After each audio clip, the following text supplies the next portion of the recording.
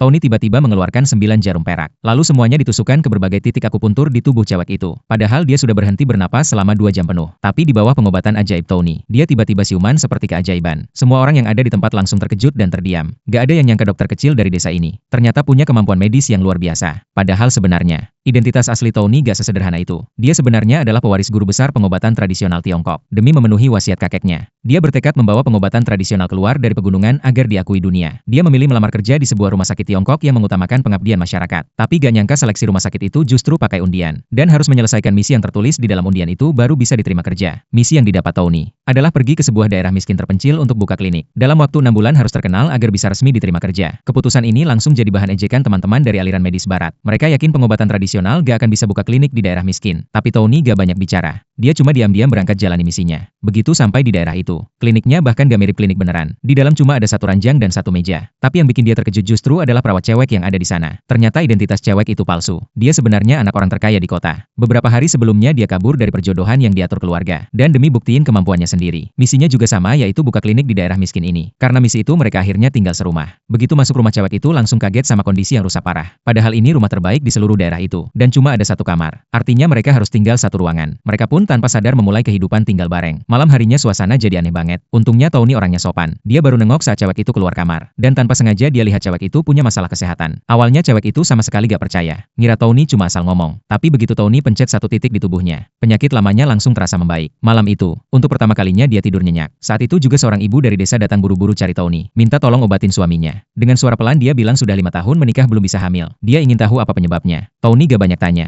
Langsung ikut pulang ke rumah mereka. Dan hanya dengan beberapa tusukan jarum di punggung si suami, masalahnya langsung tuntas. Tapi si suami masih ragu. Sengaja pergi ke kota buat periksa ulang. Begitu hasilnya keluar, direktur rumah sakit langsung terkejut. Seorang dokter desa bisa sembuhkan penyakit langka cuma dengan 3 jarum. Direktur pun memutuskan untuk datang sendiri menemui sang tabib. Beritanya cepat menyebar ke seluruh desa. Semua orang membicarakan kehebatan Tony. Bahkan gadis tercantik di desa pun datang karena penasaran. Minta Tony sembuhkan penyakit lamanya. Tony tetap pakai teknik pijat dan 9 jarum rahasia. Dengan mudah menyelesaikan masalahnya. Berita ini langsung bikin heboh satu kabupaten. Sampai orang terkaya di kota pun dengar kabarnya. Langsung nyetir sendiri ke desa. Hanya demi minta tolong Tony obatin penyakit kronis anak perempuannya.